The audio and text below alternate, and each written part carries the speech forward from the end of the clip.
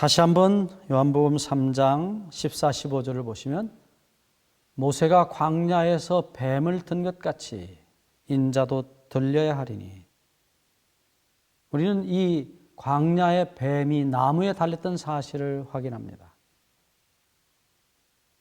장대에 달라고 말씀하셨어요. 민수기 21장 8절 말씀입니다. 민수기 21장 8절에 나무에 장대에 달라고 말씀합니다. 이 나무는 저주라는 말과 함께 실제로 사용됐어요. 갈라디아서 3장 13절에 그리스도께서 우리를 율법의 저주에서 속량하셨다고 말씀합니다. 여기 나타난 이 나무는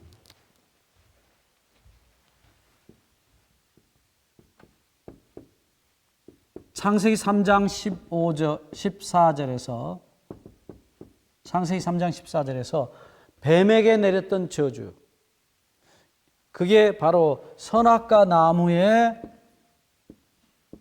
올라서 선악과를 따먹던 그 뱀에게 내렸던 저주인 것입니다. 본래 이름은 용입니다. 요한계시록 12장 7절로 9절에 보시면 이 용이 옛 뱀이라고, 뱀의 옛날 모습이라고 말씀하고 있어요. 용입니다. 날개와 손발을 가진 뱀입니다. 그래서 날아왔고 선악과를 따서 먹었습니다. 여러분, 용의 모습을 우리가 종종 나무를 감고 올라가 있는 뱀, 혹은 나무로 만든 지붕 위에 있는 뱀의 모습, 용의 모습을 볼 수 있습니다. 이것은 오래된 하나의 전설처럼 내려오는 이야기입니다. 그런데 이 용이 선악과를 먹고 뱀이 됩니다.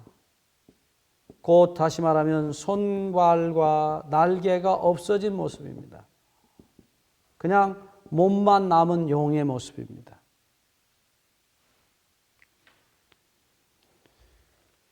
이 나무는 분명히 선악과 나무입니다. 정확하게 본래 이름대로 말하면 선악의 지식의 나무입니다.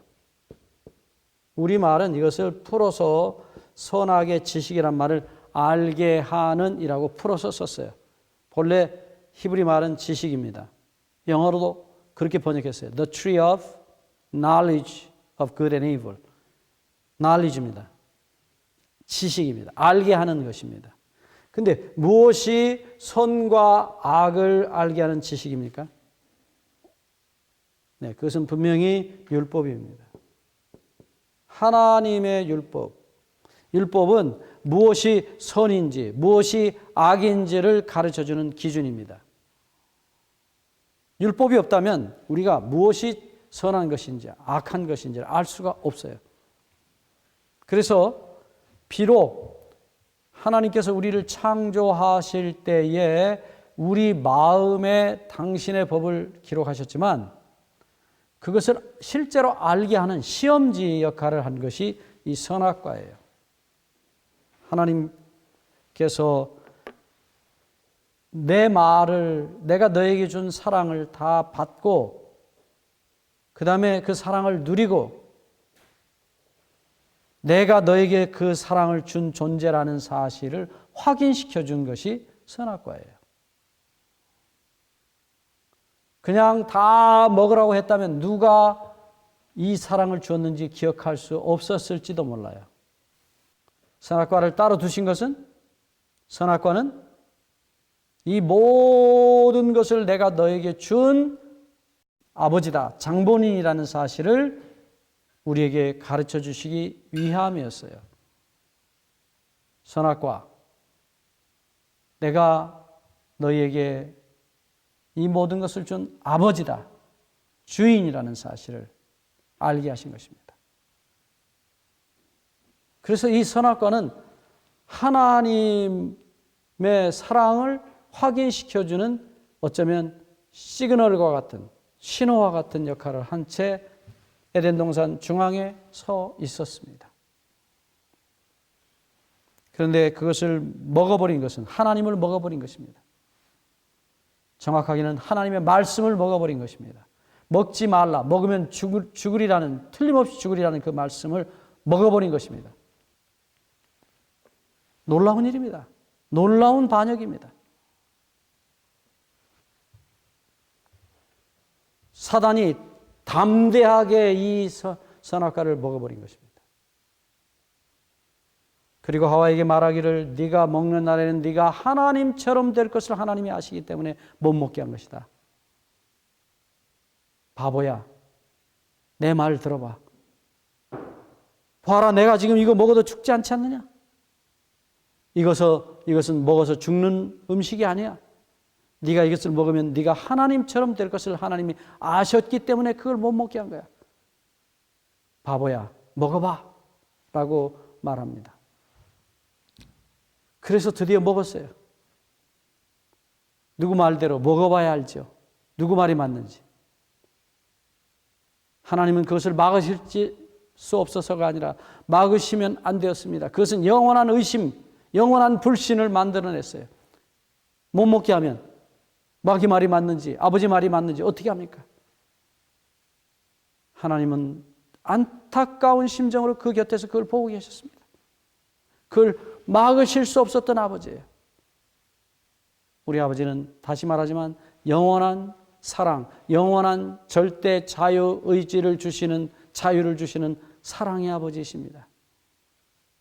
말할 수 없는 안타까움 속에서 그 광경을 아버지 하나님은 보고 계셨어요. 그래서 드디어 이 선악과를 먹었을 때에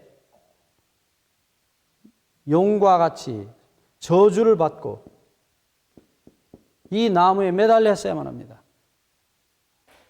이 용이 손과 발을 잃어버리고 뱀이 되었을 때, 몸만 남은 용이 되었을 때 이 뱀이 이 나무 사이의 가지에 온몸을 비틀고 떨어지지 않기 위해서 얼마나 안간힘을 다해서 나무 가지에 자기 몸을 기대고 있다가 힘이 없어서 떨어지고 땅으로 기어다니는 동물이 됩니다. 그래서 여기 나무에 달린 자, 그 나무에 달린 자는 곧 저주를 받은 자란 말이 처음으로 이 창세기 3장 14절에서 생깁니다. 그 나무가 무슨 나무예요? 율법의 나무입니다. 선악을 알게 하는 지식의 나무입니다. 이 율법을 시험친 시험지에서 아담과 하와는 보기 좋게 낙방을 합니다. 뱀과 같이 저주를 받게 돼요. 이 저주가 긴 시간이 지난 다음, 4000년이라는 긴 시간이 지난 다음 아담을 대신해서 한 사람이 아담을 끝내시는 아담의 마지막 모습으로, 저주받은 마지막 죽어야 되는 아담의 모습으로 나타납니다. 고린도전서 15장 45절에서 마지막 아담이라고 부르고 있어요. 아담을 끝내는 아담입니다. 죽어 마땅한 아담으로서 돌아가시는 마지막 아담으로 예수님은 오십니다. 그리고 십자가에 돌아가세요. 그래서 이 똑같은 이야기를 바울은 갈라디아 3장 13절에서 그리스도께서 우리가 받아야 될 율법의 저주로부터 우리를 속량하시고 당신이 대신 이 율법의 저주 아래에 매달립니다. 나무에 달린 이유가 그것입니다. 마땅히 여기 매달렸어야 될 아담 대신 4000년이라는 긴 시간이 지난 다음 한 사람이, 한 아담이 거기 매달린 것입니다. 왜 이렇게 긴 시간이 필요했겠습니까?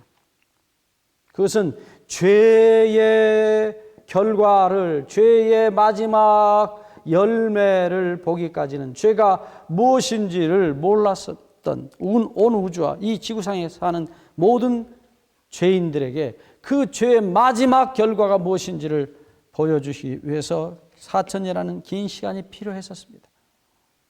갈라디아서 4장 1절에 때가 참에 하나님이 자기 아들을 세상에 보내셨다고 말합니다. 이것은 놀라운 이야기입니다. 여러분, 아담과 하와 자신도 몰랐습니다. 이 우주에 있는 타락하지 아니한 거민들과 천사들도 죄의 마지막 결과가 무엇인지를 몰랐습니다. 죄가 얼마나 기가 막힌 것이었는지를 아무도 본 일이 없어요. 그래서 죄의 결과 이 땅에 온 수많은 슬픔과 고통과 말할 수 없는 아픔들이 인간을 점점 망가뜨려서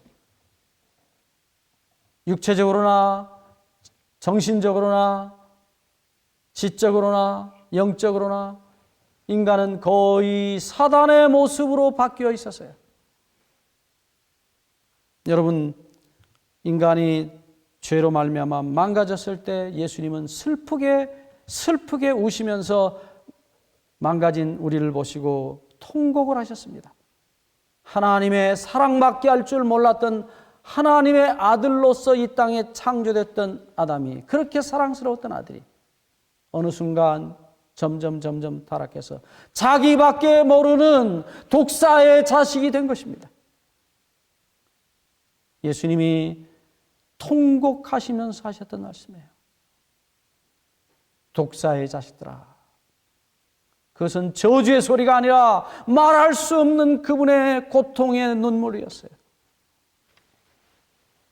우리를 보시고 통곡하시던 예수님의 모습입니다. 어쩌면 가장 이 세상에서 하나님을 잘 믿고 바르게 산다는 바리새인들, 그 회칠한 위선자들을 보시고 우리를 보시고 통곡하시던 예수님의 모습이에요. 우리는 반드시 다시 태어나야 합니다. 하나님의 유전자로, 우리는 하나님의 본성으로 다시 태어나야 합니다. 사랑받게 할 줄 모르는 하나님의 본능적 사랑의 유전자로 우리는 다시 태어나야 합니다. 그 일은 그의 죽으심, 우리의 본능적인 철두철미한 자신밖에 모르는 이 독사와 같은 우리의 이기심에 자기 사랑의 종자를, 씨를 끌어안고 그 씨를 영원히 없애시면서 영원히 본인이 돌아가심으로, 그것을 없애심으로 우리를 다시 만들어 주시지 않는 한 어떤 방법으로든지 그 죄는, 그 씨는 없어질 수 없었습니다. 저주받아서 영원히 없어져야만 했던 것입니다.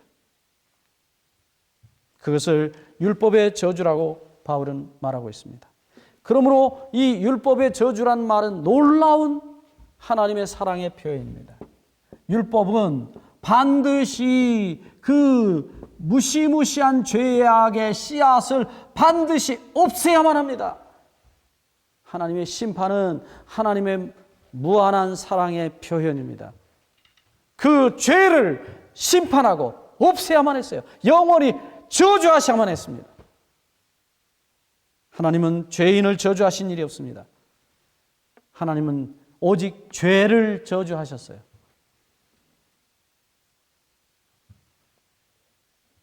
저주하신 사람 한 사람 있습니다. 바로 자기 아들입니다. 사람이 되신 예수 그리스도를, 그분 한 분을, 우리 모두를 대신하여 하나님은 자기 아들, 사람이 되신 예수 그리스도를 저주하십니다. 그리고 우리 중에 어떤 사람도 저주하지 못하셨어요. 예수 그리스도는 우리 모두를 대신하여 저주를 받으십니다. 그리고 우리 모두를 대신하여 그분은 영원한 죄 없는 몸으로, 죄 없는 씨로 부활하신 것입니다. 그리고 우리를 그 영광의 몸으로, 죄 없는 유전자로 다시 부활시켜 주실 것을 약속하셨어요. 다시 반복합니다. 너무나 소중한 말씀이에요. 빌립보 3장 21절. 그가 우리를 다시 자기의 영광의 몸의 형체와 같이 변케 하시리라고 약속하십니다. 그 놀라운 생명의 부활에 우리 다 참여하기를 주의 이름으로 간절히 축원합니다.